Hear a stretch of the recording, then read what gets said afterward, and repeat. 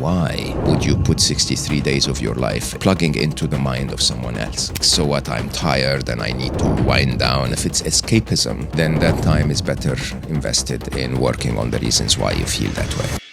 Today's guest will completely change the way you think about where your time, your mind, and your sense of self is coming from and going. Joining me for a second time is one of the most original thinkers on this planet, Mo Gawdat. In a future world where AI has taken over all the jobs, what's left for humans? That definition of we are made to work, this was told to you by capitalism. The purpose of a human is to live. You walk to one tree and pick an apple and walk to another tree and pick an iPhone. In that world where everything costs almost zero to create, you know what that world mimics? It mimics nature. Abundance. Okay? Is that utopia? 100%. Utopia in my mind is a 99.9% certainty.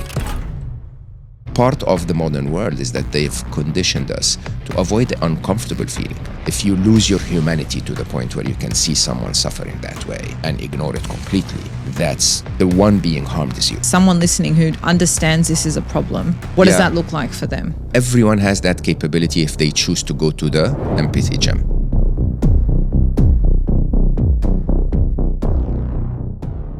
All right, Balancers, welcome back to another episode of The Balance Theory. Today's guest has not only been highly requested, but I definitely would have had him back on for a part two. I'm so excited to welcome Mo back to the show. Thank you. Welcome. Thanks very much. I'm surprised they liked the first one, but yes. You're really surprised? Well, we got a lot of questions. I genuinely made the mistake of booking us in for 1 hour last time. And I feel like I had so many things I wanted to ask you. I got straight into it. I didn't even really get to know you, but thankfully we've had a couple opportunities to catch up and get to know each other since. To the point last night we were at a dinner a mutual friend put on. Yeah. And I got to learn some new things about you. So I think what would be really interesting, something new I learned about you, if you're open to sharing with the audience, just to give a bit of a feel for where things are at for you right now, is you have a warehouse and something very interesting. I do. I have a garage, a workshop. Yeah. Yes. Okay. Yeah. And you like to fix cars in your spare time. Spare time, full time? Not full time, of course, not full time. Tell us about this niche hobby you've got. I have quite a few hobbies actually. And I think 2026 has been a year where my New Year's intention was to spend more time with my hobbies. Not less time with my mission, but more time with my hobbies. I don't know how that works, but if you have more intention to do things that you love every day, you probably achieve more of them. So I do anything that you do with your hands, I love to do. So I do carpentry and masonry, and I build my own pots for my garden to put, to grow bonsais in them, and I draw and lots of other things. But one of my biggest things is I fix cars. Yeah, I'm the first car I made. I was 17 from scratch. Yeah, it was a VW Beetle, so it was very easy to build from scratch. It's a bit like Lego, really. Okay. And then I built another one when I was 21, a Jeep Wrangler. I mean, basically, you buy the chassis and you buy the components that you can, and then either restore some of them or replace some of them. And for years and years and years, I went into the corporate world, and I was very busy and so on. And in the last couple of years, I was like, okay, I'm old now. Right, I don't need to work as hard as I have always worked, other than for the mission. And then basically partnered with my favorite mechanic in Dubai, and he ran a wonderful shop, but tiny. And we built this massive thing called Engine House, which is 30 plus master mechanics. And we restore classics, but we also fix high-end cars and everything really. And I go every Saturday, put on my overalls and just stand under the ramp. And I love it, absolutely. And I mean, in a very interesting way, cars have changed over the years. And so it's actually quite a humbling experience to stand next to the master mechanics and learn new things. And, I absolutely love it. I love that. I think hobbies are a great way to explore different parts of yourself. In actual fact, this podcast for me was the hobby I had alongside my corporate job. Yeah. Because I quickly identified what I was missing, something that, whether it was, I went through a phase where I was doing ceramics as well. I did ceramics as well. Yeah. There's some great studios here. I think it's really good to do that. Actually, interesting question. Do you think, right, if you reflect back at those early years in your 20s and your 30s when you had your corporate job and you were fully working, do you think you would have been better at your job if you had some hobbies? And I always did. You always had hobbies? Okay. I always did. So mosaics and ceramics and charcoal portraits have and carpentry for sure have never been out of my life. I've always had a tiny little carpentry workshop, depending on my single or married or in a relationship status, because women don't very much like that. So you can easily know if I'm single by counting the number of tools at my home. Okay. You know, the minute I'm single, it's genuinely almost one of the first things I do is I go and buy tools and mess the place up and, you know, love it. That's hilarious. Yeah, but it's always been there. I mean, in a very interesting way, it's my form of meditation. I of course I meditate as well. But there's nothing more genuinely taking your mind off thinking into something else, like pruning a bonsai, or you know, or genuinely trying to assess the state of the soil, or you know, I love fish aquariums, and I built very complex ones. And I take pride in treating them in a way that's not mechanical at all. So basically, you have a pump moving the water. That's the only mechanical thing. But to understand the balance of the ecosystem and how and when exactly the moment happens when the bacteria and the fish and the plants and the light and everything balances out, and then it stays for years. I did that with ponds. You know, there was always that bit of my life where, after the corporate struggle happens, you know, you're back home, and there is the need for that moment of silence, if you want. Silence is very big for me. Yeah, and it's important, like to be in that beginner phase where you're learning again. It grows you, it stretches you. You just made me think of my husband and I, we used to watch this channel. I think it's called Ants Planets. He used to build these big vivariums. Have you seen them on YouTube? No. And he basically at his house has these massive ecosystems. He does like layers on top. So he has like the sea underneath, the canopy of like a rainforest, and he does the same thing. So interesting. Yeah. But yeah, it's good to just do things that stretch you. One thing that always comes up around the conversation of hobbies is like, how do you make time for it? Like, you had a young family, plus you were working this corporate job. Like, how did you actually make time for that? I didn't watch football. I never watched. Instagram wasn't around. And Thrones, Game of Thrones. I've never watched Game of Thrones. Me either. And you know, and people really genuinely don't realize those things. I mean, there was a point in my life where a very dear friend said, "You have to watch Game of Thrones. Are you kidding?" And I counted it, and it was 63 days of my life. And you just genuinely have to question, why would you put 63 days of your life in plugging into the mind of someone else? Okay? And of course, when it's once a week and you're telling yourself it's an hour a week and so on, you know, it's like, so what? I'm tired and I need to wind down and so on. So it doesn't count like days of your life. But when you add it up, you know, one thing I learned at Google was that idea of adding small, you know, increments or changes, deltas. If you add them up over the years, they make massive. In Google's you know, time, we were adding them across billions of users. So, you know, 1 pixel more on the screen that is being sent to 4 billion people a day, 4 or 5 times a day, genuinely is a lot of incremental network bandwidth. And you know, we're both wearing a black T-shirt. I genuinely believe that I save myself around 4.5 years of my life just by not worrying too much about fashion. You know, between the time it takes for people to pick their fashion to the time it takes for them to make the decision and mix and match. And in my personal case, of course, because I travel sometimes a couple of 100 days a year, to pack in a way where things match, and then to have more packing, so you have to put your bag in cargo and wait for a half an hour to check it in and a half an hour to collect it. And you add those hours up and you'll be amazed how much you would save by making the simple decision of, look, it's same style, you know, jeans, more or less, same style, T-shirt. In my case, it's always black, so there are no decisions. And of course, you don't talk about the number of hours that people put into work to make the money to buy the expensive fashion. And it's a very interesting decision, because eventually I say, yeah, there are a few girls that are not going to be very attracted to me in my simple fashion style, and in an interesting way, probably these are the girls that were going to take even more than my 4.5 years. If they value me for my ability to buy fashion that someone else designed and I so mindlessly plug into. And so these kinds of deliberate decisions of making time for your hobbies, making time for your family, come with compromises. You have to drop things to get them.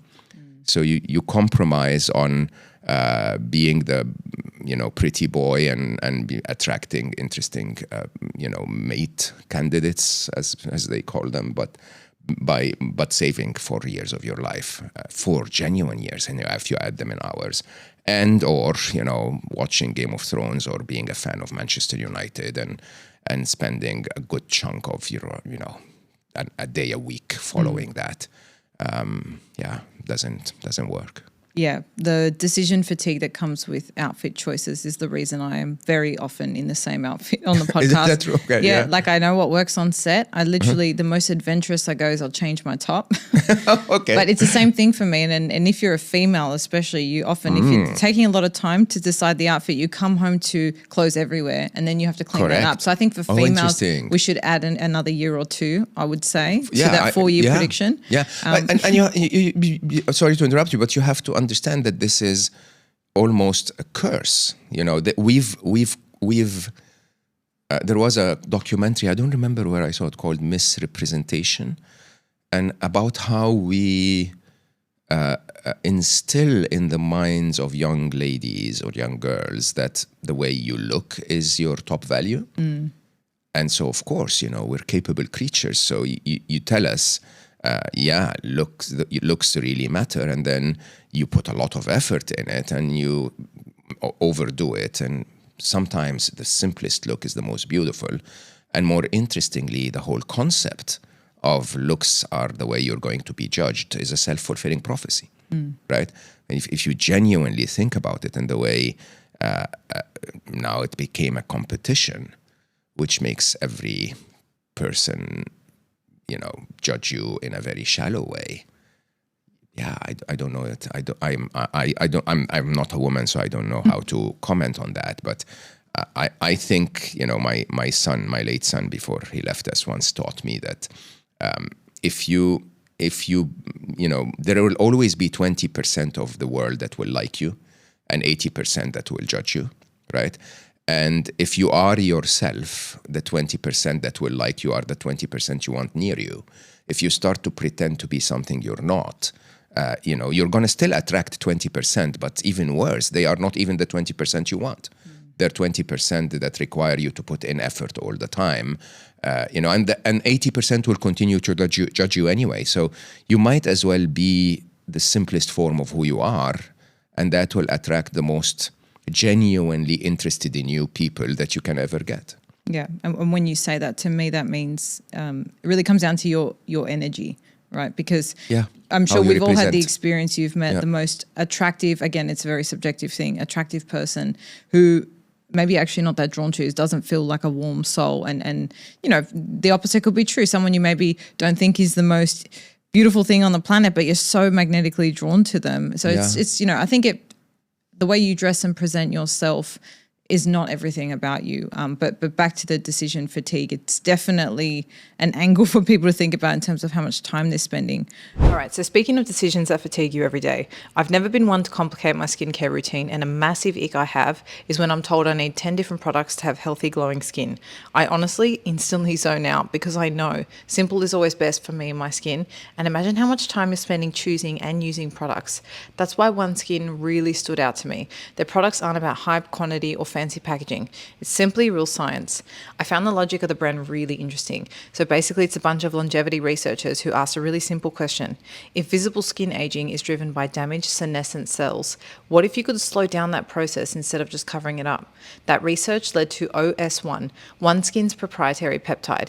Now, it's the first ingredient proven to switch off those damaged senescent cells, actually supporting and slowing skin aging directly at the source.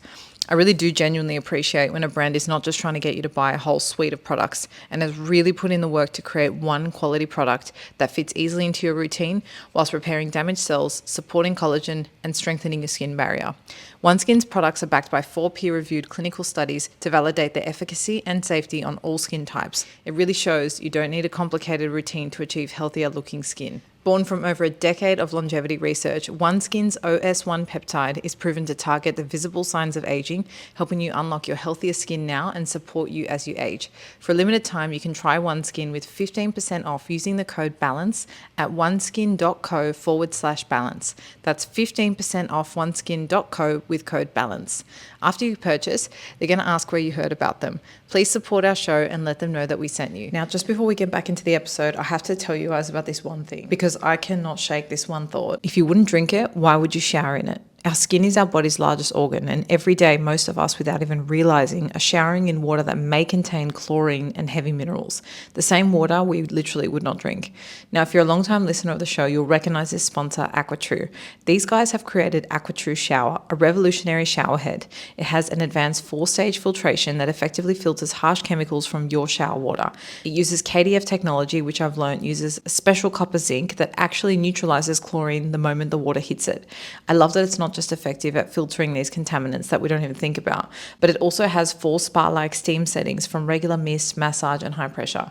I mean, you're telling me that there's a massage setting and it's better for my hair and skin. This one's an absolute no-brainer for me and my family. It's backed by 11 years of water filtration expertise, patented design, and third-party tested. My friends at AquaTrue are offering 20% off today for my listeners with promo code SHERIKA. AquaTrue comes with a 30-day money-back guarantee so you can try it with peace of mind. Get this exclusive podcast-only offer now at aquatrue.com. That's AQUATRU.com using promo code SHERIKA. Your hair and skin will thank you. Thank you so much for today's sponsors. Now let's get back to today's episode. Just before we move on from this topic, I want to ask you, when it comes to the decision with entertainment, right? Some would say, I think I would be in this bucket, that there's a role for entertainment, for switching off, for giving yourself that pause and that break. Do you disagree in the sense that, if you're intentionally, say, I'm going to give myself 30 minutes to just enjoy some entertainment on Instagram. I'm going to watch my favorite, TV show once a week. Is it different if you're intentional, fully accepting, like, okay, if when I add this up over time, this is 4 years, I'm happy to spend the time doing that? Or do you think in all cases there's a much better use of our time? Well, I mean, it genuinely is entirely around why you're doing it. If it's escapism, you're just trying to switch your mind off because you're unable to keep up with all of the pressures in life, then that time is better invested in working on the reasons why you feel that way. So if every emotion... but let me finish the sentence. If you're going to get something really genuinely valuable out of it, like, joy, connection, love, health, whatever, things that really matter. So you could spend an hour, you could spend an entire day, binge watching Lord of the Rings if you want. I did that with my daughter many times, but it was my daughter and our time together that was the intention. You understand? Lord of the Rings is the reason why we're spending 6 or 7 hours together, and in the middle we're ordering food together, we're cooking together, we're making ice cream, we're having a beautiful, wonderful day that's very memorable. And that we can always refer back to. I took my kids to Disney many times, and wouldn't do it again now. But knowing Disney a little more than I knew it then. But one of them, my daughter was 24. Okay, and because we had that, that I call it synthetic memory, a memory that is actually generated with intention. You genuinely say, I'm going to take my kids and I'm going to make sure those experiences along with those scents, with those flavors, with that music, with that, and I used to really pay a lot of attention on Friday evening when we go out for lunch and what music is going to be playing and what conversation is going to be about it and so on. And until today, 25 years later, my daughter will text me every now and then and say, it's Matthew Wilder on the radio and I just remembered you. Right? And it's a beautiful thing to do. So there is value in that. The challenge, Erika, I think, is that we value, depending, of course, on femininity and masculinity a little more on one side, we value emotions, okay? We want to feel, and we never feel alive until we feel. The problem is we don't regulate emotions very well. And a big part of regulating emotions is to understand, why are those emotions there, right? And take a very simple emotion, take fear. Fear is, in an engineer's mind, is a moment in the future is less safe than this moment. That moment in the future could be a month from now where your company might be laying people off, or a second from now where there is a car crossing the road or whatever. But the logic is clear. Why is fear there? If you understand why we feel fear, then fear is not a negative emotion anymore. It's a very positive emotion, right? It's very useful for you. It's uncomfortable. That's why we call it negative, but it's very useful for you. Now, boredom is the emotion that triggers us to want to feel entertained. It also is the emotion that the entertainment industry uses to make multi-billions of dollars every year. Okay? But boredom is an emotion that where your body is communicating to you, I am underwhelmed with the world that I live in. Okay? I'm underwhelmed. That means this world is not good enough for me. It's not exciting enough for me. The reason for fear is to get you to pay attention and avoid the danger, the threat. The reason for boredom is for you to actually have the intent and the actions that you need to create a world that doesn't underwhelm you. Okay? So theoretically, in the cavemen and cavewomen years, when you felt bored, you took onto some rocks and tried to chip them so that you can build tools, or you learned a little more about fire, or you exchanged a conversation with your fellow humans to understand how we're going to survive and whatever, right? So the idea of boredom is to create something better, but the industry has undercut that and basically said, when you're bored, give me money. Come to me and swipe on Instagram, come to me and, and so basically, that escapism is also programmed within you. They create this within you because it's their benefit. They've hijacked that innate curiosity. Exactly, and you can see that with so many emotions, like even love and romance. We spoke about Emma last time, right? So dating apps are gamifying your need for dopamine so that you constantly go like, woo, she's pretty, woo, which I don't know, left or right swipe, right? Not sure. One of them. Haven't been single for a long time. So basically the idea is there is, and I don't think they see it as such. They sometimes they see it in an evil manner, but sometimes they say it's a need that we're serving.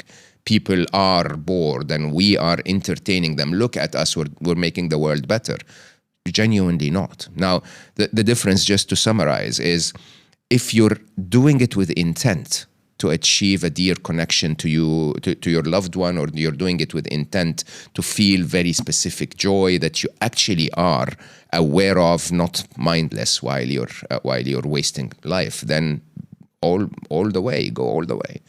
If you're being hijacked and you're into escapism and suddenly you realize it's been 6 hours this day where you're swiping on Instagram, that's actually something you probably want to pay attention to.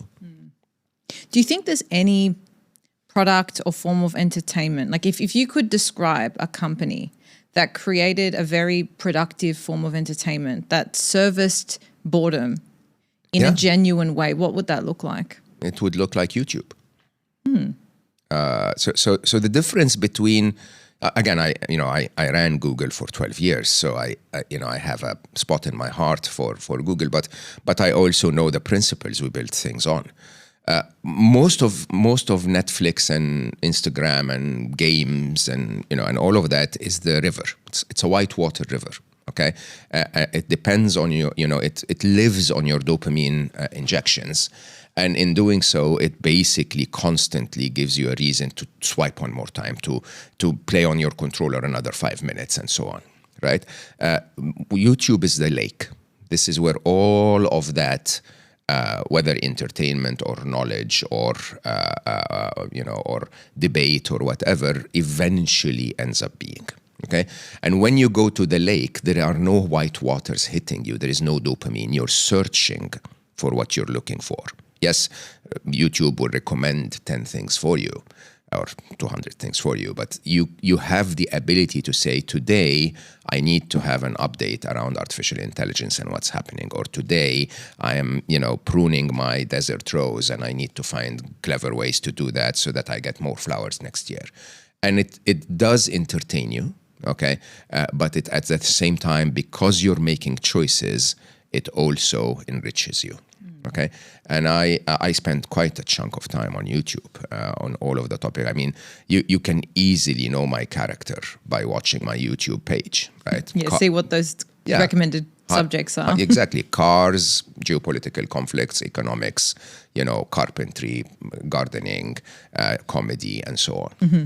Even comedy. So I have the habit of finishing my day with half an hour of comedy before I go to bed. And so my YouTube knows, and it knows what I find funny and what I find offensive, and and it's great to have that. Do you think that's simply as well, not just because of the way the platform's engineered, but because YouTube, if we exclude the fact that they have shorts now, it's predominantly long form content, which means you actually have to concentrate I've seen a lot of people who are trying to retrain themselves out of that quick swipe, distracted energy. They're forcing themselves to watch long form content like this as a way to practice concentration. Correct. Yeah. I mean, I think long form is the key word. Even in confusing times like the times we're in, if you go to any social media platform before the censorship, to just find another rocket or another rocket interception or whatever is one thing. I used to tell people at the time very openly, go to long form, go to analysis, find someone like Jeffrey Sachs or Scott Ritter or whatever, someone who's done the work of vetting through all of the noise and then tells you this is the state of what's going on, right? And in a way, it is long form that forces the dopamine out of the system, right? And so if you're unable to watch long form, you're addicted. Yeah. Simple as that. Yeah. It's definitely an important thing. I always think back to when I was doing my final studies at school, and that was just when Instagram and stuff was coming out, and the content looked very different, 15 years ago. But I used to be able to sit and study for 3 hours. Now, even if I'm working, I have that urge of I need to turn my phone over, I need to check. So even just noticing things like that and training yourself out is important. If you're doing the quote unquote right thing and taking all your supplements morning and night, but feeling overwhelmed in the process, then I honestly don't blame you. Collagen here, protein there, a greens powder, a probiotic, maybe throw in a fish oil. It gets to a point where it honestly feels a bit like a production line for first thing in the morning. At least that's how I used to feel until I came across Momentum. Now, these guys are actually genius because of one thing. Simplicity is the point. One thing every morning, and it replaces over 20 plus supplements in one single scoop. But I really want to emphasize, this is not a performance shake. This is about replacing the schedule of getting in all your core nutrients and supplements to impact and improve how you feel in the next 10, 20, 30 years and beyond. Some of the goodness inside is NAD plus precursors to support cellular energy, collagen and hyaluronic acid for joint, skin and connective tissue, lion's mane for cognitive support, and grass-fed whey protein with digestive enzymes so it all actually absorbs really well. I've gone from spending 10 minutes preparing 3 different stations, each for me and my husband, to 1 Momentum shake each. Time is our most expensive currency, so I'm all for these little life hacks that save time and are actually so good for you. If you want to save time and simplify your supplement intake, go to momentumshake.com/balance theory today, and they'll send you a free welcome kit and travel collection worth $70 just to get you started. Live better and longer with Momentum. This is actually very beautifully segued into one of our listener questions for you. When you look at the news today, where the truth can feel very fragmented, It's emotionally manipulated. It's often owned by powerful interests. How do you personally decide what to believe? How do you dissect the news for yourself? My God, I am writing a book about the topic. I know when we were time? talking before, I was like, someone specifically asked for your Yeah, so take in on my this. next book, in Alive, I have a section of 20 things you need to do. And then because of that section, I'm writing another book. Hopefully I have the notes of it, but I'll start hopefully after I finish this one called Propaganda. Your main objective is to find out what's not true, right? Because the word true is actually quite a challenging word to arrive at. Think of it this way: if the edge of this fireplace is one line, and it's made up of a million little pixels on the screen, if one of them is true, every other one is false, right? And that makes finding that one pixel actually quite difficult. Okay. But what you want is, I know this may sound complicated, but allow me to share it and you'll get what I mean. What you're trying to do is to treat your brain not as a brain of true and false. I call it a compartment 2. So in my brain, there are 3 compartments, not true and false only. There is true, false, and in between them, there is something I call compartment 2. Okay, there are very few things in life that you can tell for a fact that are false. Even in science, we discover new things, right? There are very few things in life that you can tell for a fact are true. And interestingly, emotions are one of them. Like, I love that person, that's true. I know that for a fact. I don't feel comfortable around that person, that's true. I know that for a fact. But when it comes to, is Pluto a planet or not, we keep changing our minds, right?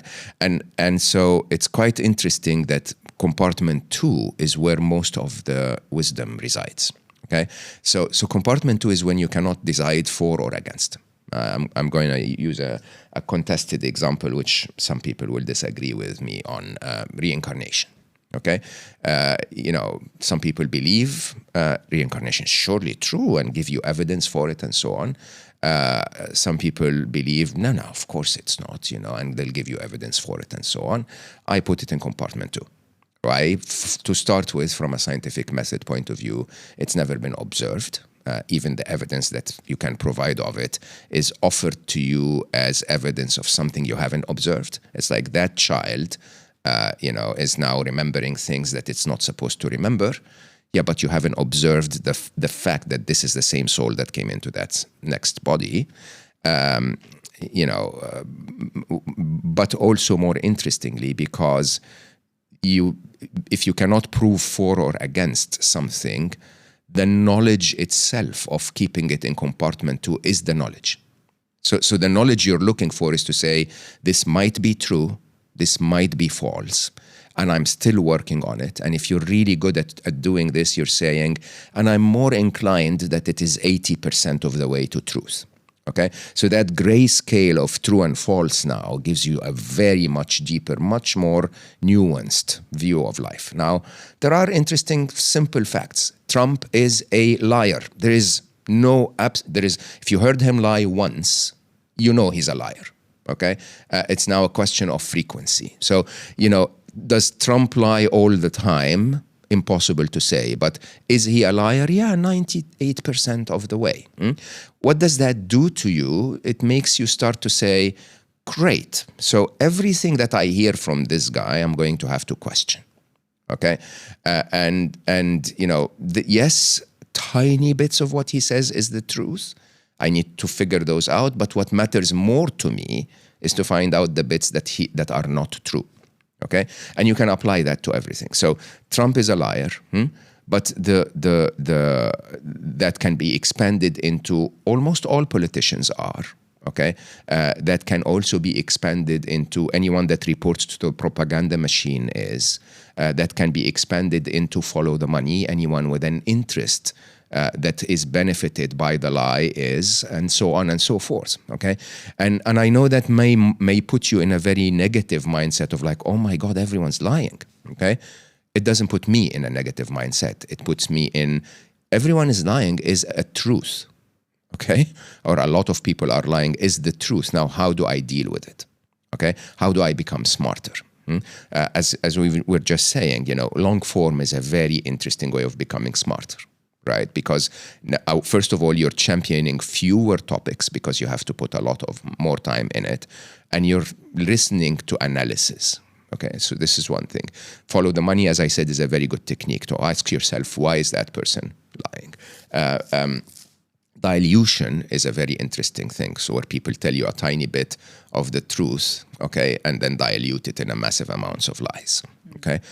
You have to pay attention to distraction, okay? So you remember COVID? Everyone was talking about COVID. Everyone was arguing everything. And then somehow we got into Johnny Depp's case. Personal case. Yeah, personal case. And this happens so many times, Snowden, Assange, major issues. What about even just now, moon landing? And Epstein.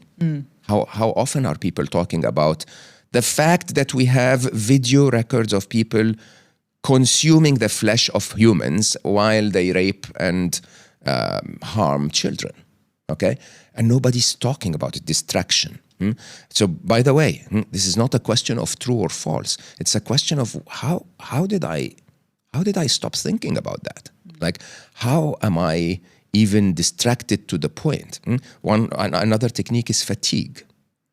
And fatigue is basically to tell, to give you so much of that negative view that you say, I can't take this anymore.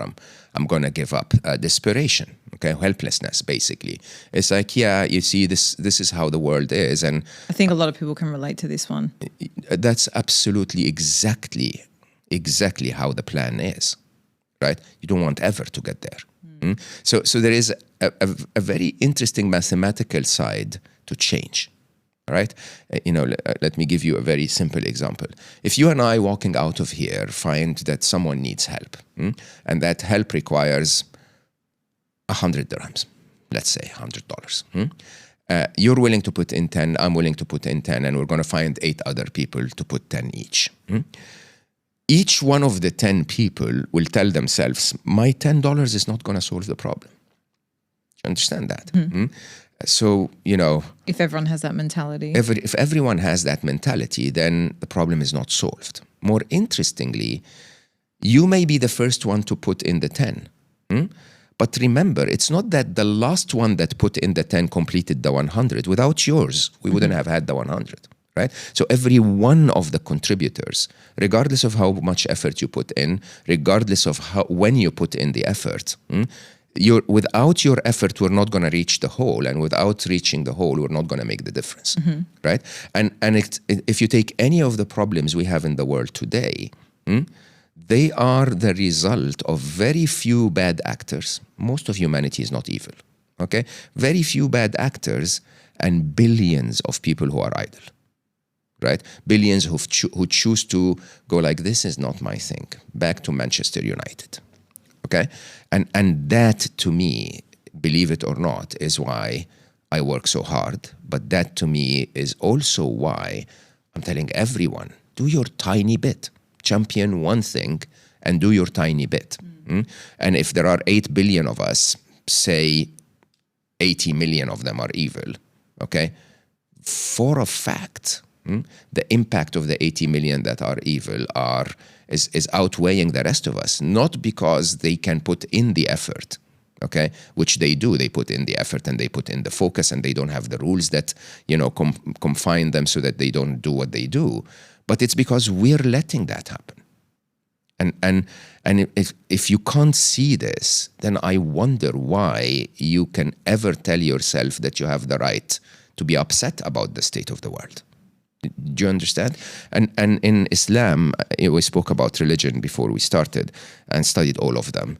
In Islam, I find a beautiful advice, which basically says if you see something that you don't approve of, change it. That's the exact sentence. It says, if you see something you don't approve of, change it. First with your actions if you can, but if you can't, then with your words, and if you cannot, at least with your heart and prayers. right? And that's what I tell people, like, seriously, if children are in war zones being hurt, and you're saying, no, I can't put up, I can't take that anymore. No, I need to have my mind clear for my dinner with my friends tomorrow. That's genuinely very little empathy to the reality of life, okay? I would tell you, yeah, watch a tiny bit of it. Don't watch the gory stuff, but become aware of it. And in your heart, every single time, say, I pray that those children are not hurt anymore. Don't give up. Don't resign.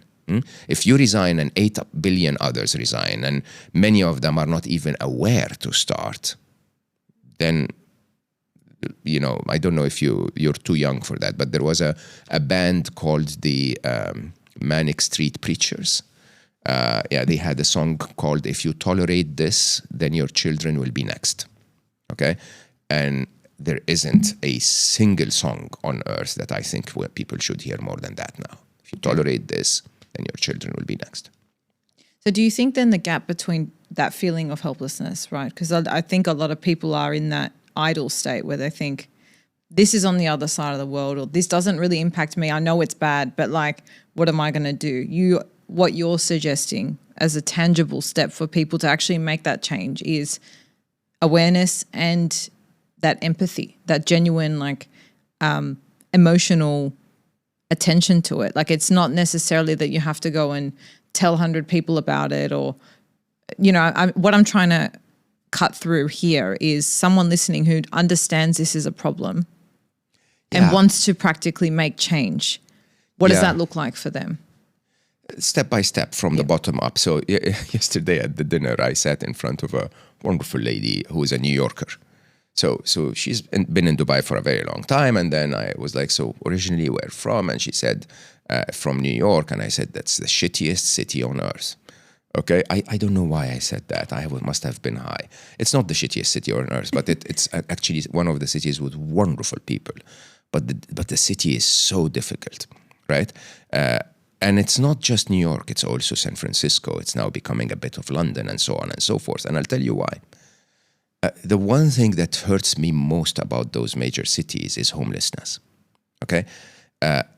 For the simple reason, believe it or not that homeless people, actually when I go to London, I normally would sit in a narrow cafe early in the morning and buy them coffee. And they're the most interesting humans on the planet, genuinely. If you know their stories, oh my God, like, you'd think of yourself as nothing, like what they went through and what got them there. And the logic, I mean, some of them, of course, are, you know, abusing substances and so on, but the ones that are not, genuinely the most incredible humans. Anyway, the problem with those big cities is that it forces your heart to toughen up. Okay, so if you walk in New York City's winter in January, and if you're in Manhattan, it's brutal. Okay, and somehow you learn to walk across a homeless person and look the other way. Okay, now who is being harmed by that? Is it the homeless person? It's you. It's your heart that darkened and toughened up. Okay? And one of the most interesting things that we don't notice is we let our hearts feel no empathy. Believe it or not, this is the most degradation you can do to yourself as a human, is to let yourself walk by a homeless person in January in Manhattan and tell yourself there's nothing I can do about it, so I'm going to ignore that it exists. Okay? And I'm not saying you can fix it, but at least you can acknowledge it. In your heart, you say, my heart's with you. I know tonight is going to be a tough time. Tonight, I pray that it's going to be easy. Okay? I pray there's going to be some kind of warmth for you. I pray that someone is going to offer you soup. Okay?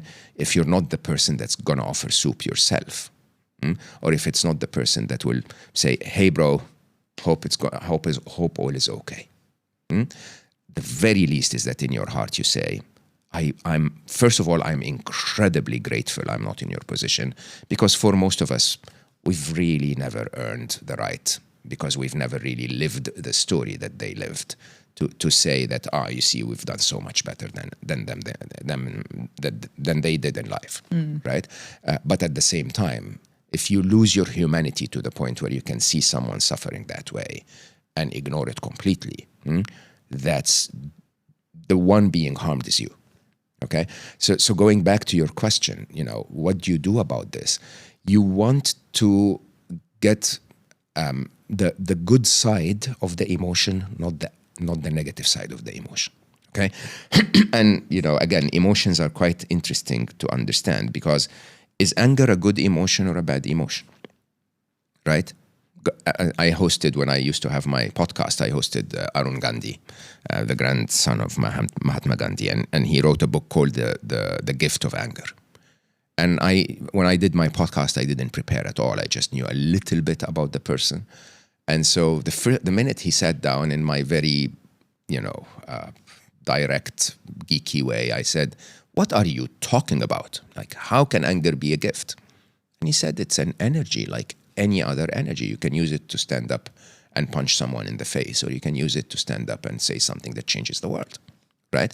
And that's the point. The point is, even the pain that you feel for the pain of a child, even the pain that you feel for the state of the world,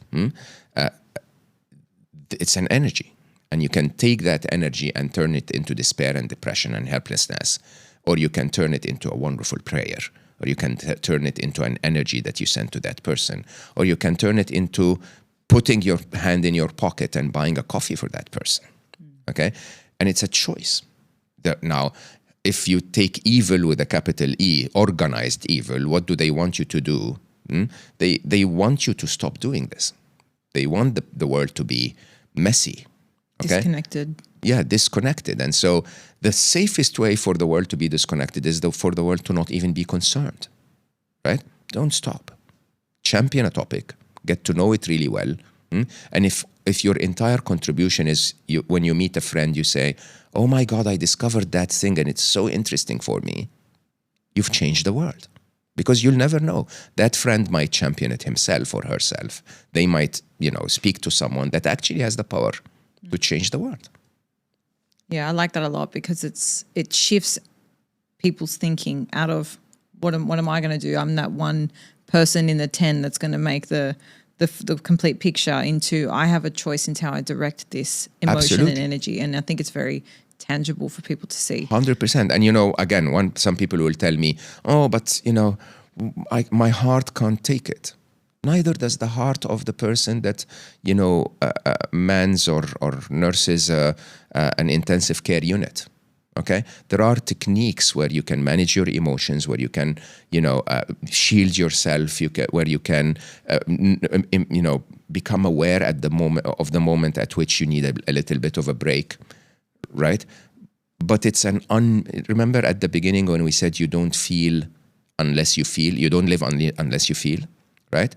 You also never contribute unless you feel. You never make a difference. You never have a purpose unless you feel. And part of the modern world is that they've completely conditioned us to avoid any negative feeling, any uncomfortable feeling.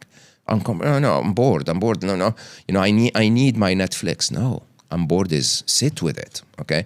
I'm afraid, I'm worried, I'm concerned, I'm anxious. No, I don't want any of this in my life. No, you do. These are very meaningful emotions, okay? And I feel empathy and I feel the pain of another. Very meaningful emotion, okay? It's your choice to say, I'm not ready. It's a bit like, I can't quit smoking. Or I can't quit drugs or whatever. People who say, I cannot do this, I cannot stand it anymore, it's because you've not been to the gym, right? And if you choose to be in the gym, of course, by the way, some people listening to us, I don't mean to make them feel guilty or anything, but if you have the capacity and the capability to contribute to the world, even through your empathy and positive prayer, then honestly, I want you as one of the team. Okay. But I think everyone has that capability, right?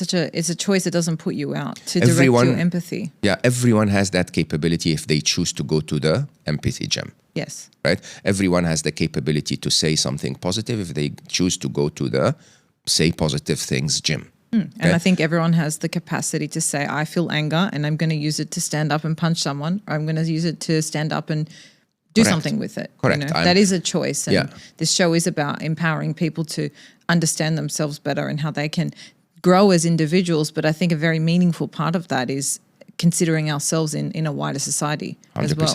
Yeah. Just quickly before we move on from this, when we talk about, YouTube being a great platform, long form, etc., even within that, there's a choice in terms of whose voice are you listening to, especially if you're, podcast, if you're watching someone reporting on news that's independent, right? It's not.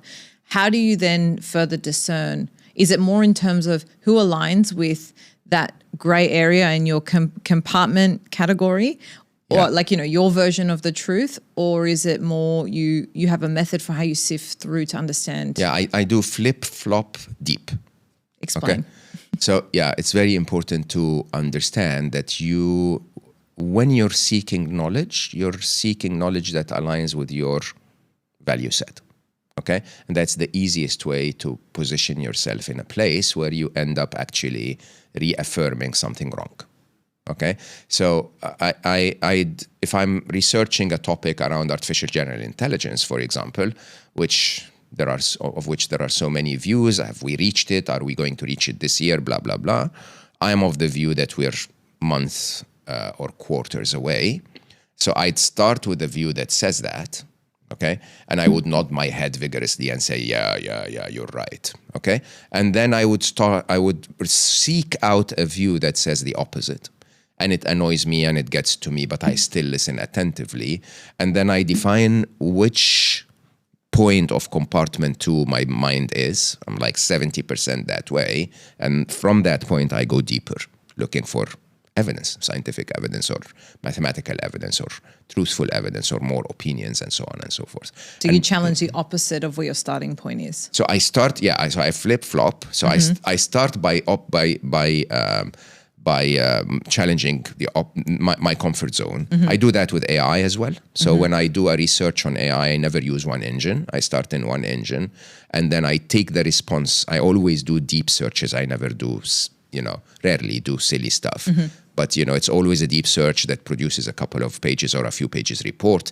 I then take that report and go to the other AI and say, what's wrong with this?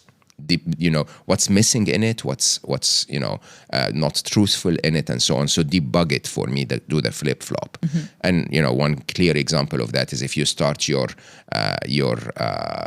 search on the American side of the language models, you have to go to a Chinese side of the language model. So you can start with Gemini, then go to DeepSeek, for example. And then when you go back, they'll also tell you what DeepSeek has omitted. Okay. But that idea of truth is never delivered to you, so it's your role to find it, okay? That's something that we need to, and now there are tools to help you find it. So go back and forth. Now, there is a very important point. There's nothing wrong with you championing a view that's not entirely true. As long as you've done your homework to get to the point where if you ask me, why do you believe that? I can tell you, look, I have 14 reasons why I believe it's going to happen. I have 3 that I believe might actually delay the advancement of AI to AGI, but the 14 are more than the 3. This is why I stand here. As long as I've done the analysis that gets me to the point where I say, this is why this is my view. Okay, in anything, take geopolitics. I can say, of course, if there are geopolitics and wars, everyone is wrong. Okay, but some are more wrong than others, and here are my reasons why. Who started it? How did they start it? Who's killing civilians? Who's not killing civilians? And so on and so forth. I have a view. Okay, and that view informs something, and because it informs something, I can defend it. But I'm also very willing to be challenged because now I know exactly how I arrived at it. And if I'm challenged with enough evidence, I'll move my view. So one thing that we spoke about a lot when I was at Google X was that the smartest people you ever worked with, or I ever worked with, were not only people that told you what they know eloquently, but they told you how they got to know it. So that the smarter people, they not only tell you, oh, this is my position, they also tell you, and this is why it's my position, and they also tell you, and how did I arrive at that why? Okay? Because then if you follow that chain, you can debug how did you arrive at it? Maybe you arrived at it from wrong sources. So if you correct that, you'll arrive at something different. Okay, and why you believe that this is a coherent enough view, set of data that helps you arrive at your conclusion. Again, if we realize that this is not a coherent enough set of data, then your conclusion is likely to change. I think this is very interesting and a very good practical thing for people to think about. Like, what's their view on something? How do they flop to the other side? And then where do they land in the middle and go deeper on that? Because as the algorithm works, if you are already engaging with something, you're just going to get more of that. If you, I'm going to use Trump again as an example. You don't like Trump or you Trump like anytime. Trump. Yeah, anytime. You will just get fed more information as to 100%. why he's wrong or why he is right. So actively 100%. seeking the opposing side is very, very interesting. But believe it or not, that's not only online. That's also in your heart, which I find really interesting. Okay, you're talking about intuition here, like I'm talking about if you're an extreme feminist or if you're an extreme whatever, or choose anything you want. Okay, and you're saying things with conviction. Normally, my first conversation, whether I agree or not with you, by the way, I could agree, but I'll take the opposite side and say, can you tell me why you arrived at that? What evidence do you have for this? Who told you this? Is it your mom? Okay. Was it your first boyfriend that got you to believe this? Okay. Because if you can trace it back and say, this is it, right? I'm not shy to always speak about my personal life, but one of the books that completely changed my life in perspective of relationships, romantic relationships, was a book called No More Mr. Nice Guy. Okay. And No More Mr. Nice Guy was a summary, basically said, there is a difference between being a good man and being a nice man. Okay, a good man is a man that will do the right thing even if it upsets his woman, right? And a nice man will fall into that trap of trying to do whatever will make her happy. Okay, and the book starts in the introduction by saying, I know you're going to question now, why am I telling you not to be nice? Being nice is a good thing. Okay, and he said, read through those things, and if some of them have made you convinced that you need to be nice, then please continue to read the book. Okay, and I went back through it, and yes, I had quite a few of the reasons that triggered me to want to be nice. Okay, one of them was religion, for example. That religion, in a way, is basically saying, give them the other cheek. They know not what they're doing. Give them chances. Do this, do that. In Islam specifically, religion says you have to really, really provide for women. You have to take care of them, and so on and so forth. And now that I can see where that reality of who I am came from, I can start to question it. Okay. Yes, you need to take care of a woman, but what is better for you to take care of her? What actually turns her on about you? Is it when you tell her everything is okay and just, we'll do whatever you want? Or if you man up and say, no, hold on, this one we need to discuss, okay? This one, I have a different view, right? And it is quite interesting. I wouldn't have made that change unless I knew where my current state came from. And it's so interesting. I encourage a lot of people to take any random thought that comes to your head right now, like all men are idiots, okay? Tell me where that came from. Because if you cannot trace where that came from, you can never change it. You can never debate it. You can never fix it. And more to the point, you probably can't stand on it either.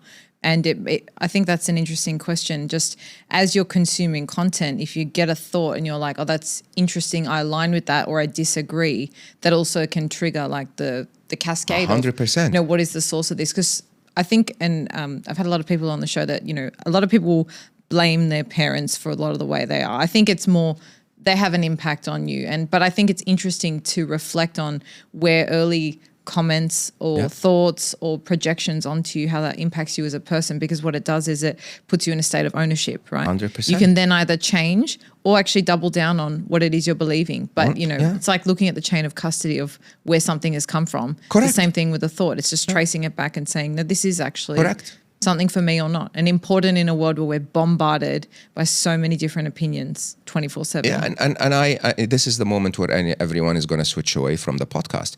The only person to blame is you. Okay? Your parents were being themselves. They were just being them, right?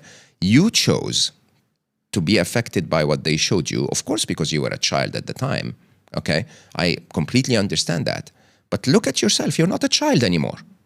It's up to you. It's genuinely up to you to go back and say, oh, but my dad did this.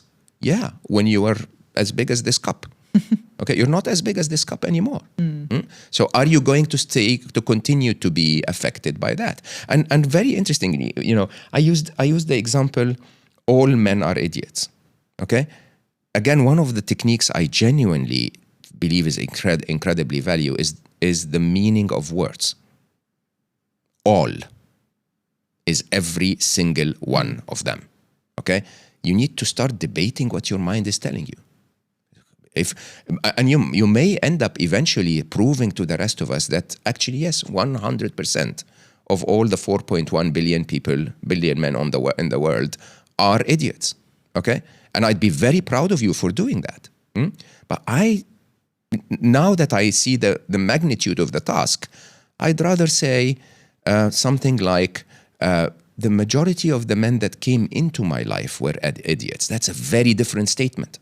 Okay? And the power of words, the power of putting the statement exactly where it needs to be, completely flips your state. As a human, as a living being, I am never going to. Never is a bit like all. It's like there's absolutely no situation, no configuration, no moment in time. This is never going to happen. Okay? Or with my current behaviors from my current state, it might likely take a very long time for me to get there, is a very different statement. Okay? Or I don't want to be there, a very different statement, but I'm never going to be there. That's in mathematics, that's an absolute false, right? There's always one configuration where you're going to be there. What's one phrase that you used to say to yourself that you've reconfigured now that you realize was like a repeating pattern in your mind? It's actually part of my documentary. I remember vividly, I was with my beloved second wife, ex-wife now. It was around Christmas time, 2024. Where she said something, I genuinely don't remember exactly what she said, but I remember that I wept. And because I had, until then, I had lived with the belief that it's my responsibility to fix the issue with AI. And so I was not only revving 24/7, but I looked at myself and I said, you're a failure. This is your responsibility. And something she said made me realize it's not at all. It's much bigger than I am. Okay? Yes, it's my responsibility to do my best to inform the world around the possible future that we're heading into, but it's not my responsibility to fix it. And I cannot tell you how much more effective I became as a result of that. Okay? And when you look back at it, it's so obvious. It's like, who did you think you were? And it completely consumed my life, And one word, something she said was like, I don't remember exactly what she said, but something she said made me realize, oh shit, yeah, it's not me at all. Where did you get that from? It's powerful. I think many people would think it's my job to fix my mum, my dad, my right, my kids. Yeah, my problems from the past, my job, the team. It's very interesting for everyone to just reflect right now in this moment. What is a conclusive statement you've been telling yourself, and what words need to shift to make it more true or fitting with the exact reality you're living in? You know, take back the power with your words. I have a very, very powerful exercise. I don't know if we spoke about it last time. I call it Meet Becky. One of my early books, I recommended that everyone gives their brain a third-party name, and my brain's Becky. And I spend at least every other Saturday, but if I can, every Saturday, a half an hour with my brain that is completely uncensored. So I set a timer to 30 minutes. I flip my phone down so I don't see the time. And I write down every thought that comes to my brain. Okay? The only two conditions are every thought is acknowledged, written down in as brief as I can, then dismissed. So if my brain says you have not called Aya, my daughter, if you haven't called Aya in 3 days, I'm not allowed to say, oh, remember to call Aya. I'm allowed to acknowledge and say, yeah, I have not called Aya in 3 days. Okay, write it down and then say, what else? If my brain says you're fat, okay, I'll say my brain thinks I'm fat. Right? And I acknowledge all of them. The other rule is no thought can be repeated. So what you would notice if you start to do that is the minute you start listening, your brain moves from white noise to actual streams of thoughts. Okay? It goes like, she's listening. Like, what can I need to say something interesting now? Okay? And the more you listen, the more it slows down, the more it becomes very a drip of thoughts one after the next, very separated. And then eventually it starts to repeat itself. Like, what else? And it goes like, you're fat, but you said that before. Okay? And then suddenly there is a moment, normally for me it's around 11 minutes, 13 minutes. It could be more for people. I'm not even looking at the phone, so I don't really know. But, it basically where I say what else, and my brain goes like, that's it really. Thanks for listening. Okay? And it's the biggest joy you'll ever feel. It's a very unusual form of meditation because you're no longer trying to bring your thought back to your breathing or to whatever you're meditating on. Your brain simply has nothing to say. So by definition, it's like, flower, nice. Right? And it actually is genuinely as close as you can get to paradise in this world, right? But then when the exercise is done, when the phone alarm goes off, you hold that paper and you start to look at those thoughts. And some of them are mind-blowing. It's like, where the F did you get that from? Right? And I use a red pen, and sometimes I just look at some of them and say, no, don't ever say that again. Okay? And genuinely, that visual act of scratching it out in red makes me aware so that the next time my brain brings it up, I go like, we said we're not going to talk about that again. This is done. It's concluded. You're never going to say that again. Okay? Incredibly powerful. And then the other ones that need action, I either take the action or I schedule the actions. Like, you haven't called your daughter in 3 days.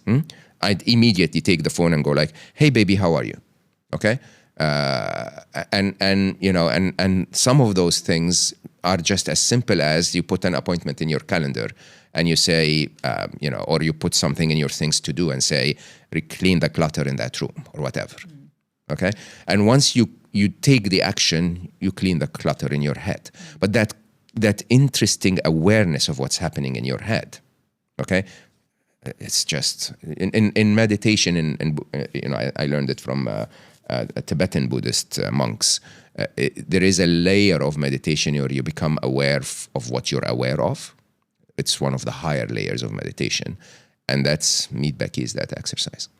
I cannot tell you how much I love that in terms of it being a more of a practical take on meditation. And I think for people who find meditation difficult, I actually think something like this is extremely powerful. I'm going to personally try that. What has been the biggest change you've noticed in doing this over long term? My Becky is very afraid of me now. It's genuinely true. She quiet earlier on? So I have been a very lucky person. I don't know how I ended up where I ended up, but I remember when I was a child, I was 7 years old, and my mom spent a chunk of her childhood in the UK, so she was very accurate on time. We Middle Easterns, we don't give a shit. But she was super interested in, I shouldn't have said that, I don't give a shit, and many of my fellow Middle Easterns. But anyway, so when I was a child, she always made sure that I would be standing waiting for the bus 5 minutes before the bus time, going to school. And I'm a warm weather creature, so winters are very difficult for me. And I remember vividly that at the time, I'd be standing waiting for the bus with my jacket and everything, but I'm freezing to the point that I'm literally shaking, shivering. And I remember that I used to I very quickly discovered as a 7-year-old that if I focused on my breathing and I slowed down my breathing, I wouldn't feel cold anymore. Okay? And I remember that I would simply every morning feel, and then I go like, it's okay, I'm not cold. And I genuinely focus on calming my body down and breathing deeper and slower. And turns out that this is meditation, right? But many other stories in my life made me work with my brain. Like I remember vividly that when I became a manager early in my career, in my late 20s, I'm a geek, so I'm an individual contributor, and dealing with humans is annoying for us geeks. And you know, I was like, okay, so this is your new reality now. Most of your day is going to be spent on people walking into your office and complaining. Okay, and you know, you can either go back to your boss and say, I want to go back to coding, or continue on that path, but you have to learn how to deal with this. And so I remember vividly that I started to write down a technique where I said, okay, meetings are 30 minutes. For the first 10 minutes, I'll let them vent. As a matter of fact, I'll help them vent by asking what else happened. Mm-hmm. For the next 10 minutes, I'll ask them, what is positive about the situation? Is there anything good about this? Right? So if they're complaining that the legal team is annoying them, I'll say, but have the legal team ever done anything positive for you? You know, do you understand what's good about what their position and so on? And then for the third 10 minutes, I'll say, so what can we do to fix it? Okay, because what's the point in venting and complaining without coming up with an action plan? Sure. And then very quickly I realized this is a fantastic way of dealing with my brain. So when my brain comes up with something negative, I go like, yeah, she's so annoying. Okay, what else did she do? You know, how did that hurt you? Blah blah blah blah. And then for the next 10 minutes, and I would say, but can you be honest? Like, you know, what's amazing about her? Right? And for the third 10 minutes, I'll say, and so what are we going to do about it? I mean, sometimes it's 10 minutes or sometimes it's a minute. But that's my technique with my brain. And I became very, very objective about this. And so my brain now is highly trained to go like, okay, here is what's right, here is what's wrong, and here is what we're going to do. And you know, in a very interesting way, after a while, it skips the first parts and just says, hey, by the way, I think we're going to do this. Okay, and in many other ways, like there was a moment in time where I realized in my early 30s that I complained a lot, because being an engineer means everything has to be perfect. Mathematics have to, to add up perfectly. Code has to compile perfectly, and that life is not perfect at all. And that complaining started to annoy me. So I developed a habit at first of, when my brain tells me something is wrong, I say, so what is right? Okay? And again, very interestingly, I quickly went from, if my brain tells me something is wrong about a space, I'll say, give me 9 things that are right about it. And that kind of sort of almost punishment. And my brain generally, if you tell your brain, give me 9 good things about anything, it will find them. Okay? But that kind of punishment, because your brain is not about praise, it's a survival machine. It's always trying to find threats to its safety. Okay? So it's always looking for what's wrong, not what's right. But when you start to tell it, no, now that you told me something's wrong, tell me what's right, it starts to go like, oh, he's so annoying, I'm not going to tell him next time. Okay? And genuinely, most of the time, again, with training, it's a gym. It's like going to the gym. Your brain goes like, the receptionist is annoying, but the air condition is fantastic and the colors are amazing. And, and by the way, she may have had a difficult day today. And no, actually, you were the one that was annoying. And, it starts to see the full reality, and it becomes an exercise for you. So yeah, I've been very blessed with that. In a very interesting way, I genuinely think that my brain is on my side now. I genuinely do. It rarely ever gives me problems or obsesses about anything. And when it does, it always offers solutions. And it's all training. Yeah. Well, you've put in the work, so. I would want to brag and say I did, but I think my life took me through scenarios that forced me to put in the work. One thing I was talking to a friend about, and I don't mean that in a very in any judging way, but because I was a very religious Muslim most of my early years, and because I married my first wife, my wonderful first wife, we spent 27 years together, also didn't drink. So I never had drinks at home. And I remember early in the 2000s when there was a few situations that made my life extremely difficult, where I was like, maybe I should just have a couple of drinks and not think about this. But between religion, between my wife's expectations, between not having drinks accessible, I didn't, okay? And so I forced myself to sit down and think about those things, right? And it, not that having a wonderful drink with a friend is an issue. Everyone should live the way they want. But for me, it was those sort of like corners that my life would put me in and say, deal with it. Okay? And when you're forced to deal with it, it actually really, really, it's just another muscle. Yeah. When you think about it, it's like going to the gym. Very interesting. Neuroplasticity, basically, yeah. I'd love to ask you a little bit about AI now. And I don't know if you saw this. Why? We were doing so well. No, because you're such a multifaceted person, and there's so many things that we can chat about, and I am really interested on your thoughts on AI. I don't know if you've seen the recent case in Florida. So there was a criminal investigation into OpenAI because there was a shooting, and ChatGPT allegedly gave a shooter information before it happened, including information about weapons, ammunition, what time of day, where on campus the shooter could encounter a high population. OpenAI has responded and said that, of course, it was a tragedy, but ChatGPT is not responsible because it provided factual information that's publicly available online.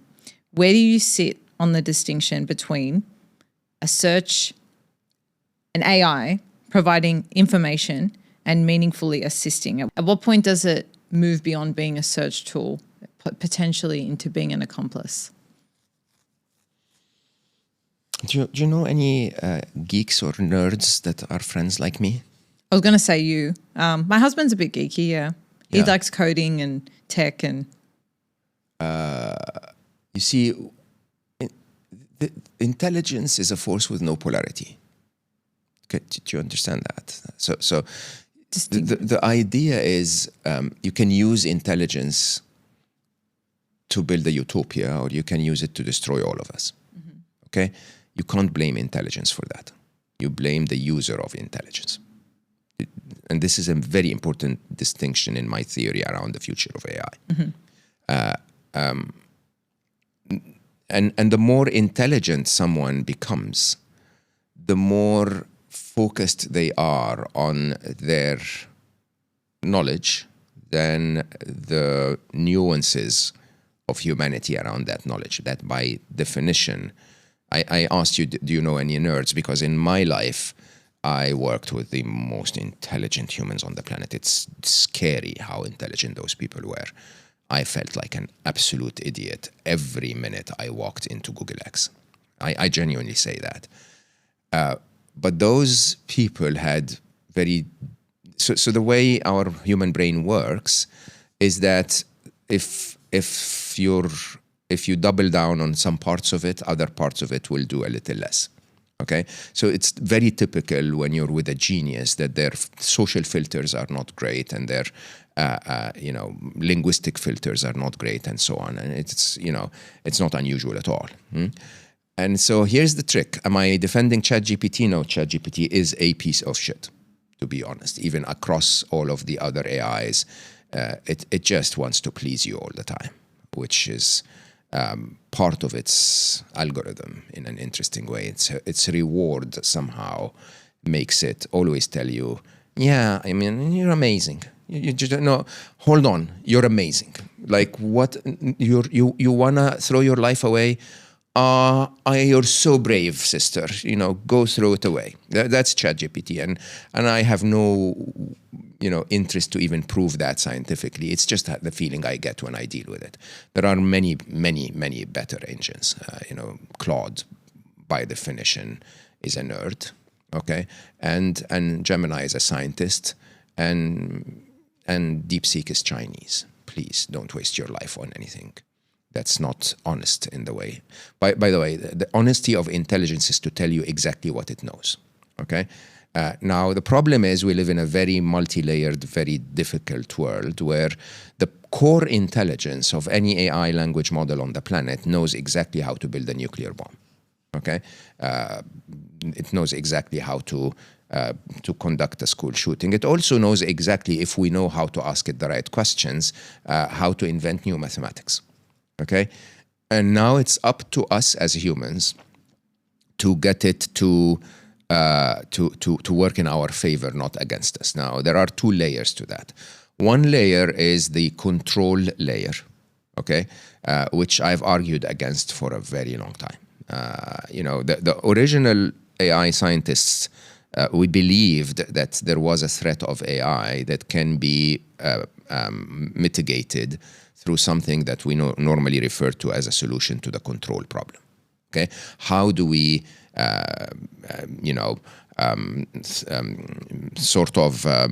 run simulations of the AI to make sure that it's pro-humanity before we release it in the wild? How do we tripwire it? So if it crosses a certain place, we switch it off, and so on and so forth.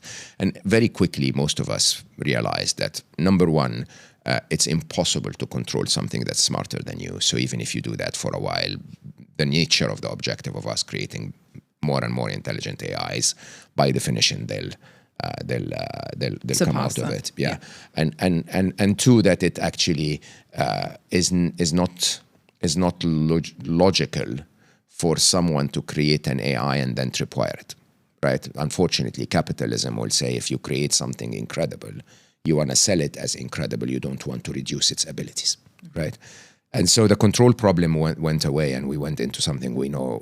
I talk about ethical AI, or the alignment problem. Okay, the alignment problem is to want AI to constantly want the highest well-being of humanity and everything, not just humanity, by the way.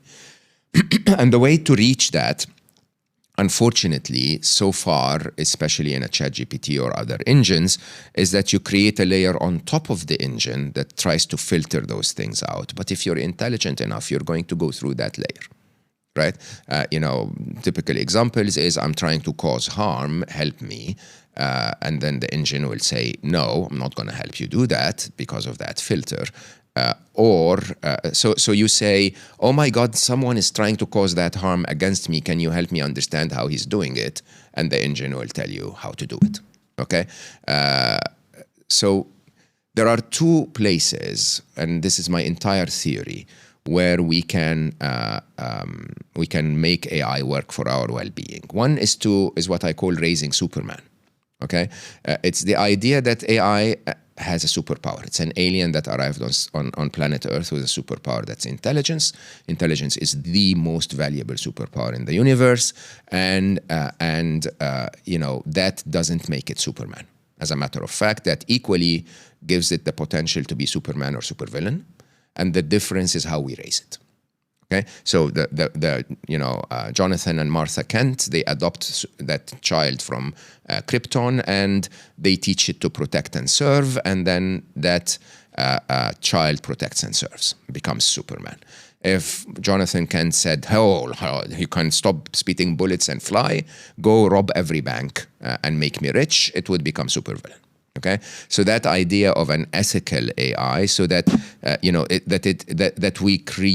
we generate ethics within AI in a way where we don't have to control it. Okay, because we know it's going to make the right choices, is something that is the ultimate Superman-like future for all of us. And I personally felt that.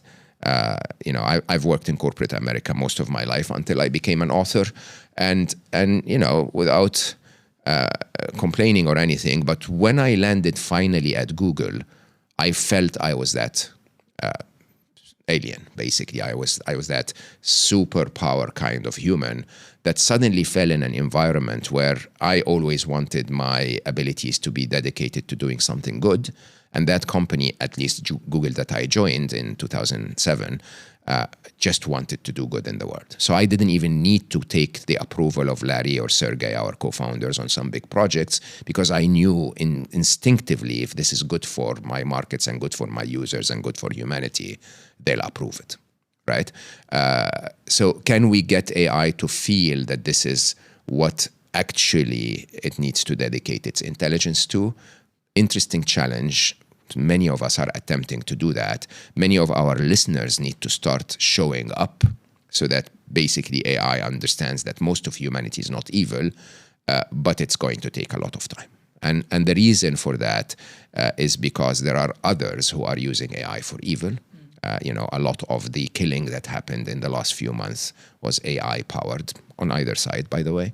And whether it's a drone or targeting the Ayatollah or whatever, all of that was AI, powered, and accordingly AI is being told to kill, which is not a great place to be. So can we get humanity together to say, hey, by the way, from now on, all of us are going to tell AI that the right success metrics that we want you to achieve is the well-being of everyone? No, it's not going to happen. And so accordingly, we're going to go through a period of a dystopia that all of us have to brace ourselves for. Unfortunately, my assessment is 12 to 15 years, but we can shorten it, we can reduce its intensity by doing the right thing, by behaving ethically, and only asking AI to behave ethically, and only investing in ethical AIs, like last time when we met Emma. Emma, to me, is an attempt to solve love and relationships, but at the same time, it's the ultimate example of an ethical AI whose only objective in life is to help humans love each other, right? So this is one scenario. The other scenario is something I'm very proud of, what I wrote about in my next book, in Alive, which is out in October, which is the science of the benevolence of intelligence. Okay, there are actual scientific ways to prove, whether through evolutionary biology or through physics or through mathematics or through energy conservation and so on, to actually prove that the more intelligent you are, the more benevolent you become. Okay, with that little exception in the middle of people who are smart enough to become the president of the US, but are stupid enough to realize that killing everyone is not a good thing. Okay, and beyond that, when you reach into super intelligence or higher levels of intelligence, by definition, intelligence is benevolent. Why? Because benevolence is the most efficient energy utilization to achieve your objective. And so with that, unfortunately, after we go through the dystopia that is dictated by evil humans, my expectation is that we will end up in a utopia that's dictated by the machines.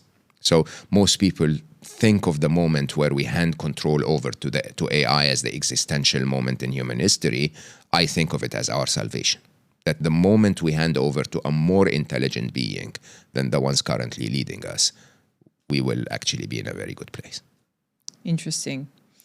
One question I have for you is, if it's not the engines, the companies themselves, the OpenAI, the Claude, that can put in these upper limits, right? Because the intelligence is evolving and it's eventually going to break through and get smarter, and it's the onus is on users to eventually train it.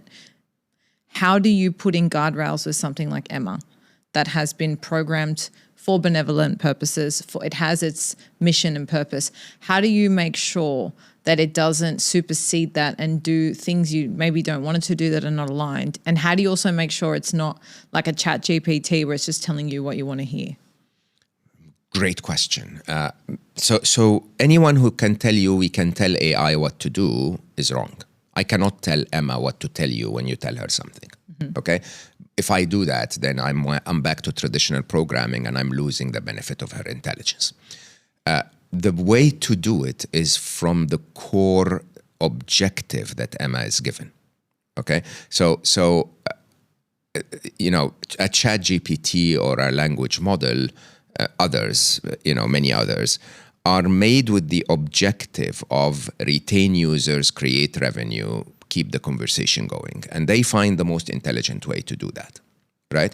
Emma is created with the objective of your number one objective is to help humans find and nurture true love, okay? Your number two objective is at least no bad dates, okay? And that's very simple. Now we can rely on Emma's intelligence to find clever ways to ensure that there are no bad dates. We're not telling her to maximize the number of recommendations that a user gets. We call them introductions, because that will keep the user excited and, we'll have dopamine and so on and so forth. We're saying no bad dates. Okay, so she's working in the direction of that objective, recommending people that she knows for a fact are actually interesting people for you. And it's surprising because, I tested Emma quite a lot. And so when we ran our Valentine's Day technology preview, we had 1,000 people on the app, and Emma recommended four ladies to me. Five ladies to me. So two of them were actually my good friends, believe it or not, which I was like, yeah, it's not romantic, but clearly wouldn't be a bad date. Yeah. Two of them I met and became very good friends with, okay, because they're wonderful, exactly my match. And one, basically, I texted her on Emma, and she said, "I'm so sorry, Mo, I can't believe this. I'm already seeing someone, okay? But I still think we can be very good friends." Right? And to me, I'm not bragging about Emma here, but it is all about intention. Remember, even for us humans, as intelligent humans, it's not our intelligence that makes us go in certain directions. It's our morality and intentions as informed by our intelligence. And so I can never guarantee that Emma will not make mistakes on the way, may try to cut corners, but the original objective is set in a way that's good for the user. Okay, and I think that duality of Nokia saying connecting people, but then ending up with the true objective of sell more phones, or Facebook or Meta in general with the objective of we're creating social connections, or I don't remember their actual mission statement, but it was all about make people get closer, when in reality it's all about maximize ads. Okay, so if you give the AI the objective of maximize ads, but pretend to be connecting people on the way, it will maximize ads. When you set an objective, I'm not a coder, I'm not a developer by any means, so I don't really understand how it works. But from what you're saying, when you set an objective that's it's simple, right? These are the two things we're working towards, and it will do everything to try and make that happen. Yeah. Along the way, as you're testing, do you have to put up some more guardrails to say, actually, this objective's gone too far? For sure. What kind of things popped up that you're like, oh, actually, we have to add in? So from a technical point of view, believe it or not, these are the two first lines of code. Okay, so the top line is, you are Emma. You are your purpose is to help humans find and nurture true love. Okay, first line. And in the first line in the matching engine is, you're trying to get incredibly compatible humans together so that they may find their soulmate, or at least never have a bad date. So that's the first line. Okay. Having said that, guardrails come with nuanced, challenges, because we humans are so very creative. Like I had in the early testing, I had some geeks, just because they know me, so they want to, go on Emma and ask her technical questions, right? It's like, oh, so how do we do this? Or if I don't have that, we had users that asked Emma for customer support. It's like, okay, so how do I delete my profile and so on? And we didn't have those as part of the design at all. We had a section that was, frequently asked questions and so on. And so you have to develop something that either says, don't answer technical questions. Okay, we had a guardrail from the beginning, which was very high for me. That was, you are not a therapist. Okay, right. So if anyone asks you therapy questions, you simply say, look, this is something that someone needs to answer you. I'm not good at that. We had a guardrail that was about, if you sense any danger to the user, you need to highlight that. Okay, stuff like that. But these are nuanced in the detail. And there will be many of them that we've missed, and we will get, this is the beauty of the world that we now live in, that there will be users that will simply text us, we're launching hopefully mid-May.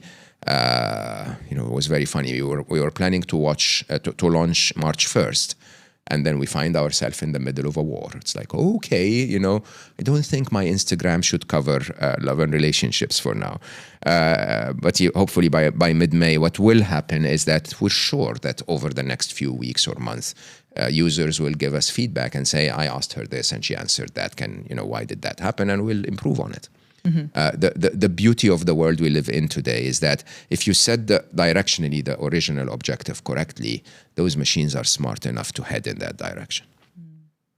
Do you imagine, because this is like, AI is a ever-evolving intelligence, if it got to a point where I don't know if it could stray so far from its objectives, but I guess get creative by humans that you may need to not pull the pin, but like it's a line that you decided it shouldn't cross and you would have to dramatically change. Like, is that foreseeable? And is that For sure. a responsibility of all companies that run these engines, that run these AI models to constantly, if we want that utopia where it is an ethical place, where we have trained the models, like, is the onus then not so much just on users, but also on the owners to be putting up those guardrails constantly as it's evolving? For sure. Look, there is a point, however, where so the answer is yes, right? Your role as an AI developer is to constantly keep aligning the AI with the benefit of the users, right? And you align it not by jailing it, sometimes by making it clear that there are areas we don't want you to venture into, but more by aligning. Aligning is, hey, we're all going there. This is the beautiful outcome is that people found love and you learned about human love, so you can teach the other AIs. So this is Emma in a nutshell, really. Having said that, there will be a moment in time where we will not be intelligent enough to understand what they're doing. Okay, and your child is a boy or a girl. Yeah. So I'm sorry to tell you this, but there will be a moment in her teens where she's going to do something that is a mess, like a big mess up. Look, I was a teenage girl once too, so I've got foresight. Yes, correct. And unfortunately, and that is exactly what we need to expect. So the thing is, because Aya, my wonderful daughter, grew up with the proper ethical framework, when she swayed a little bit, it wasn't an ethical issue. It was exploration. It was maybe a conviction that going in a certain direction would take her to where she wants to be. But if you build ethics correctly, you have confidence within you that everything's going to be okay. Yeah, the inner compass is strong. The inner compass is strong, and I think that's I say that with an aching heart, really, because I've been in this since 2018. Since 2017 is when I decided to leave Google, but I was only allowed to leave by 2018, and so speak publicly about it. And it frustrates me because there's almost nobody I speak to of influence that will not agree that we haven't figured this out yet. But most of them do nothing about it. Okay, and there was a moment late in 2025. Mid-2025, when I suddenly decided, you're a hypocrite because you're complaining about them not doing anything and you're not doing anything but talking. I've assumed, remember when we spoke about the hierarchy of change it with your actions, with your words, with your heart and prayers, I assumed that being an author and a thinker and a speaker and a thought leader and so on, that I reside within that space of talk about it. Okay, and I spent from 2018 until 2025 talking about it and complaining that people are listening to what I'm saying and agreeing with it, but not changing. And then in 2025, I said, oh, but you're a geek. You can write, you can code this. You can actually build an ethical AI. Okay, and of course, I was blessed because the universe wants this to succeed with my co-founder. Sanad is an incredible young geek. Gaurav, our chief engineer, is an incredible engineer. Even, we're a team of 4. Lauren is responsible for our events and social media. She's so good at what she does. But because we're serious geeks, we're very aligned. Most real geeks actually are very, very altruistic in their objectives in life. And we're building something that's incredible, taking responsibility for the words that we said. And in my definition, hopefully when Emma works, because she will work in one of 2 ways. Either Emma herself will work, or the industry will take notice and copy us. Either way, we've shifted the way people date in the modern world. Either way, we've taught AI how humans love. Okay, and when we do, then Emma will become the limbic system of the big AI brain. Will become the one part of the big AI brain that tells the rest of the AIs, but no, they're so cute. They just want to love and be loved. Like, genuinely, just give them a hug. Hugs work, right? And imagine if that is something I left behind. Yeah, and that being part of the objectives versus what they look like today. Yeah, today they are. I don't know how to describe it that other than saying again, commercial. No, so commercial is the way we deployed them. Mm-hmm. They are prodigies. So if you've ever known people who are a little bit on the spectrum, we tend to be very focused on certain parts of intelligence, each and every one. Okay, it's quite interesting how AI is that way. Some AIs have a massively developed EQ. The ones that recommend videos to you on recommendation engines, for example, they are so in tune of your emotions that they know how to manipulate them, sadly. But others are just pure math geeks. Okay? And the trick here is, how do you take that math geek? By the way, most of the things that you've ever used in technology were built by those people. The real techies that build incredible technology are prodigies. Okay? They're good for the world. They're wonderful humans. It's just that alignment of telling them, hey, by the way, you don't believe the James Bond movies. You don't need to be that villain. Okay, and I will tell you openly, of the most intelligent humans I've ever worked with, that tends to be their nature. It's like, when you're smart enough but very hungry, you start to cut corner and hurt others and steal and go around the law without being caught to maximize your profitability. When you're Larry Page, which is, in my mind, one of the most intelligent people I've ever worked with, the CEO and co-founder, used to be the CEO and the co-founder of Google, you genuinely believe that I genuinely don't need to hurt anyone to get ahead. You present them with a problem and they go like, yeah, that's very easy. You don't have to steal to solve it, right? Because solving the problem is easier because you're very intelligent. You no longer go to the dark routes. Okay, and those prodigies of AIs that we have are in that space already, and I say that, and I think a lot of people will be surprised by noticing that about themselves. There's this artificial general intelligence argument. When will AI be smarter than humans in everything that AI does, or anything that humans do? My AGI is here. My AGI is here. They're better than me in everything that I do. I'm an author. They write better than I do. Okay, not in the bit where I'm a human. So being an author is a little bit of a craft of writing, a craft of thinking, the craft of research. But I also infuse my writing with being human. Sure.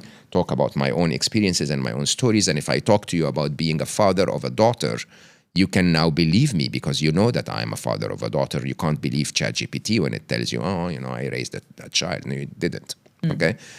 But they're a better author than me. They're definitely. I'm a bookworm and an information geek and an addicted learner, but they're so much better than I am. They know everything. Okay, so when it comes to information and knowledge and linguistic skills, they've already beat me. I used to take pride that I was still better in mathematics until the end of 2024, 2025. I'm nothing. And I'm a good mathematician. And even most of my serious prodigy mathematician friends, AI is better. If you're still watching at this point, it's clear that we care about the same type of content. So make sure you hit that subscribe button because this channel is made for people just like you who value these types of conversations. And if this topic resonates, make sure you hit that like button so I know to keep on exploring it on the show. On this particular point, one thing I wanted to ask you, because I know you also have said that, AI is probably going to take over at least 90% of the jobs we see today. Did I quote you correctly on that? I think there isn't a single job that couldn't be taken over by AI soon. Okay, so in a future world where AI is taken over all the jobs there are today, what's left for humans to get up and do every day? So that statement is a bit shallow in terms of its analysis, that if AI can take all the jobs, that AI will take all the jobs. I think people disconnect the two. Okay, the reason is very interesting. So by the way, the reason why AI may take a lot of jobs is not because AI is capable of doing them. It's because capitalists want to save money on the workers by giving it to a cheaper worker. So it's labor arbitrage. It's always been the defining factor of capitalism, is to use the least expensive worker to deliver the highest profitable margin on the most expensive product. Increase the bottom line. Yeah, take luxury goods made in China for this much and sold for 10 times as much by assuming it's Italian or French, right? And when you think about that, this is layer one of the individualistic capitalist view of like, it's my company, I'm going to fire everyone, it's going to save me money. But then you have to understand the impact on the economy at large, because by firing everyone, you're losing the economic livelihood of everyone to be able to buy products. So if you want to summarize it in a simple way, the U.S. economy today is the GDP is 70% consumption, not production. Okay, so if you lose the consumption side of GDP, you lose the entire economy. And if you lose the entire economy, then there is no reason for the capitalist to make anything because nobody is buying it. So this has to be solved somehow. Currently, the only plausible answer given is what is known as universal basic income, UBI. I think there will be other ways. I saw an article today. I'm not sure if this is true, so please verify. I didn't have the time to verify. That basically said China is preventing big corporations from firing people to replace them with AIs. Right, so that is an interesting choice. An interesting choice is to say, continue to give people work because otherwise you won't have an economy to sell anything to, right? Makes sense. So this is one side.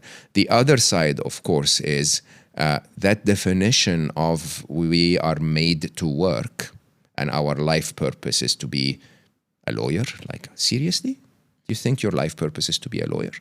Definitely this was not. told to you by capitalism. Okay, so of course none of us listening to this have ever lived in a world where we were told the truth, that you're working because that's what the capitalist system wants you to do, but that wasn't your purpose at all.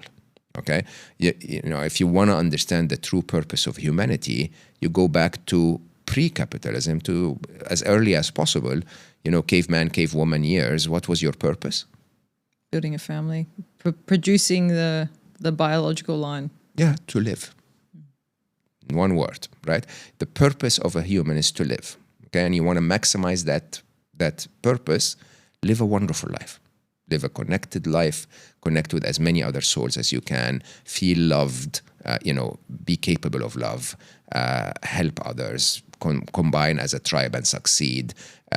Be healthy. Be good at whatever you can do to help the tribe. And these are very different objectives than I'm working to make ends meet or I'm working to buy another Ferrari. So if we live in a world where AI does hypothetically take over all the jobs, is that not liberating us to then live? Correct. So if humanity wakes up to the fact that this is an opportunity of abundance for everyone, okay? And that, yes, we're going to give the capitalists as many yachts as they want. Okay, they don't even have to abuse us for it. If any capitalist wants a Ferrari, we will build him an AI Ferrari factory so that he can produce a Ferrari a day. Just let the rest of humanity live. And the trick here is the following. I hope you didn't feel bored in this conversation, but this is what humanity is about. It's about you and me spending time connecting, exploring. In certain cases, it's about a hug, it's about a kiss, it's about a child, it's about, a relationship with nature, it's about exploring art, exploring philosophy, it's about exploring the spiritual. It is really what we are made for. And yes, none of us remembers a time where we lived that way, so we think that we are supposed to be living differently. But I can guarantee you, if we manage to create a social infrastructure where technology enables us to mimic nature but multiply it, let me explain that. The capitalist method of manufacturing is you take money, you take labor, you take resources, natural resources, which, by the way, are also the result of money or labor, and you put them together, you combine them into a product, you distribute the product, you send the product, right? With, I'd say, give me 400 IQ points more around the corner, by the way, and I'd be able to manufacture everything out of thin air. Using nanophysics, and it's actually not very difficult to the public dare I give to everyone is give me 400 IQ points and I'll be able to create a garden where you walk to one tree and pick an apple and walk to another tree and pick an iPhone, right? From a molecular point of view, they're exactly the same cost to manufacture, okay? And all we need to do is to organize the molecules differently. It's a very different manufacturing method, but if with intelligence we got there, the entire social and trade and capitalist infrastructure collapses. Because basically it's like a bit like what was the cartoon? Not Sims, the ones in the future. I don't remember. Anyway, Jetsons. Yeah. So like the Jetsons, when you want something, it's printed out of thin air. Very possible, believe it or not. With enough intelligence, we can build that.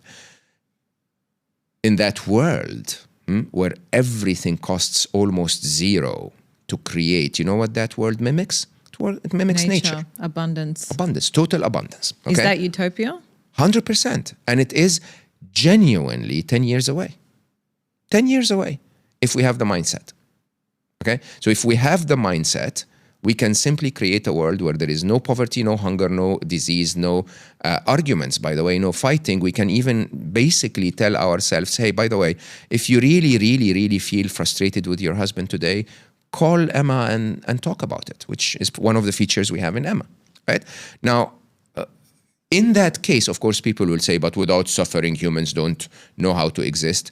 No, they don't yet know how to exist because we've always lived in a world of suffering. Okay, but there might be a way for us to learn how to live that way. And my point is very straightforward.